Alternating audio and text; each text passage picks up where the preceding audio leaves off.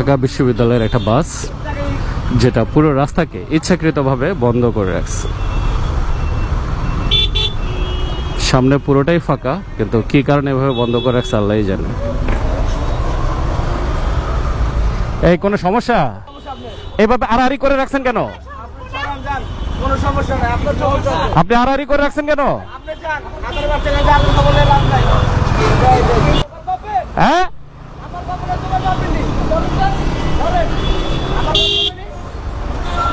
আচ্ছা দাঁড়াও, কি হয়েছে কি হয়েছে কি হয়েছে কি? না না, রাস্তা আড়াআড়ি করে কেন রাখলা? তুমি রাস্তা রাখছো কিভাবে? কিভাবে রাখছো তুমি গাড়িটা রাস্তা ইয়ার উপরে?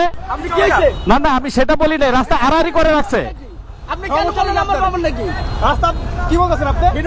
ভাই আমি বললাম আড়াআড়ি করে কেন রাখছে, আপনি তো গায়ে হাত দিয়ে ফেলেন আমাকে। আপনি কেন বললেন আপনি আমার বাবার নাকি? না না, এটা হইলো না তো, আমি তো জিজ্ঞাসা করতেই পারি, এটা জিজ্ঞাসা করতে পারি না আমি? ভাই আমার কথা শুনে, আমি বললাম যে আড়াআড়ি করে কেন রাখলো? কেউ রাখতে চায় না, কেউ রাখতে চায় না। এটা হইলো? উনি তো এসে ঠিকই ধাক্কা দিয়ে ফেললেন। আপনি কেন বললেন? উনি তো রীতিমতো মারতে আসছে রে ভাই। আপনি কেন বললেন আমার বাবার নাকি? না না, আপনারা সংখ্যায় অনেক, এটা ঠিক আছে। গাড়ি থামাইতে হইব। আপনার কোন ব্যাপার যাচ্ছে? আচ্ছা ঠিক আছে, ওকে ফাইন, যান। ঠিক আছে।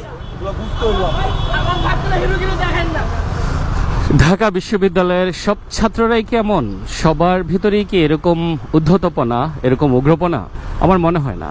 যেটাকে প্রাচ্যের অক্সফোর্ড বলা হয়, যেটা বাংলাদেশের সব থেকে স্বনামধন্য একটা বিশ্ববিদ্যালয়। আমি আমার গত 20 বছরের সার্ভিস লাইফে সব সময় দেখতাম যে অধিকাংশ সময় ঢাকা বিশ্ববিদ্যালয়ের দোতলা বাসগুলো রাস্তার উপর একটা ত্রাস সৃষ্টি করে তারপর চলাচল করে, এবং ঢাকার মতো এরকম জ্যামের একটা শহরে রং সাইড দিয়ে চলাচল করে। ইভেন কর্তব্যরত যে ট্রাফিক সার্জেন্ট আছেন, সেই সার্জেন্টকে তোয়াক্কা না করে বরং ওনাকে এক সাইডে সরিয়ে রেখে তারপর ওনারা রং সাইড দিয়ে ঢুকে যান। এই যে একটা জনসমষ্টি বা ছাত্রদের একটা ঐক্য, বল, ক্ষমতা। শিক্ষা প্রতিষ্ঠান মানে হচ্ছে আমরা জানি একটা আদর্শের জায়গা, নৈতিকতার জায়গা, বাট সেই জায়গায় এরকম আচরণ, এরকম উদ্ধতপনা।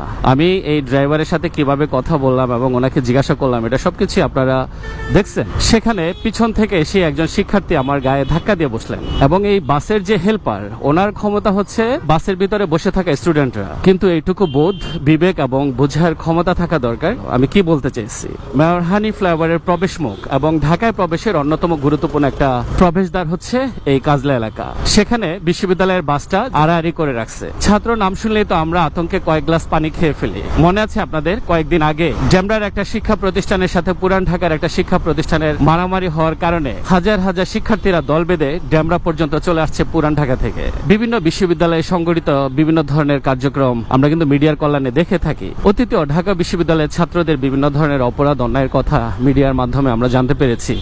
বিশেষ করে কিছুদিন আগে একটা মানসিক প্রতিবন্ধী ছেলেকে পেট ভরে খাইয়ে দাইয়ে তারপর হলের ভিতরে পিটিয়ে হত্যা করছে। এছাড়া ঢাকা বিশ্ববিদ্যালয় এলাকার যে সোহরাওয়ার্দী উদ্যান এবং আশপাশ এলাকায় বিভিন্ন ধরনের ছিনতাইয়ের ঘটনা, চুরির ঘটনা, আরো বিভিন্ন ধরনের অকারেন্সের সাথে সম্পৃক্ততা আমরা অনেক শুনছি। ইভেন এগুলো নিয়ে অনেক নিউজ কভার হয়েছে, মামলা মোকদ্দমা, শাহবাগ থানায় ছাত্রদের নামে মামলা পর্যন্ত আছে অনেক। তবে এই সংখ্যা একেবারে সীমিত, কারণ গুটি কয়েক ছাত্রদের জন্য মূলত পুরো বিশ্ববিদ্যালয়ের একটা বদনাম হয়। সবাই বিশ্ববিদ্যালয়ে অপরাধ করতে আসে না, রংবাজি করতে আসে না, পড়াশোনাও করতে আসে, মানুষ হতে আসে, দেশ সেবার ব্রত নিয়ে এখানে পড়াশোনা করতে আসে। তবে আমার প্রত্যাশা ছাত্রদের আচরণ হওয়া উচিত আর একটু সংযমী। এখানে বাসের হেল্পার থেকে শুরু করে প্রত্যেকে যেভাবে নিচে নামলো এবং মারমুখী যে আচরণ, আমার সামনে যে জার্সি পরা ছেলেটা দাঁড়ায় ছিল, সে যেভাবে এসে হুট করে আমাকে ধাক্কা মেরে বসছে, তো আমি কথা বাড়াইতে গেলেই হয়তো মাইর খাওয়া লাগতো, কোনো সন্দেহ নাই। মারলে আমার কিছু করারও থাকবে না, কারণ ঢাকা বিশ্ববিদ্যালয় সবকিছুর ঊর্ধ্বে।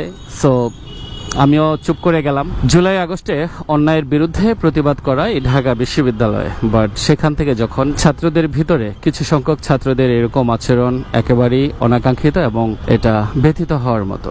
আশা করি এই শিক্ষার্থীদের বোধোদয় হবে যারা অলমোস্ট আমার বয়সের অর্ধেক। এনিওয়েজ, রাস্তায় চলাচলের সময় অবশ্যই আমরা আমাদের আচরণকে কিছুটা সংযত রাখবো, দায়িত্বশীল রাখবো, এবং কাউকে উত্তর দেওয়ার ক্ষেত্রে হোক অথবা কোনো আচরণ বা বিহেভিয়ারের ক্ষেত্রে হোক অবশ্যই সংযত আচরণ করব।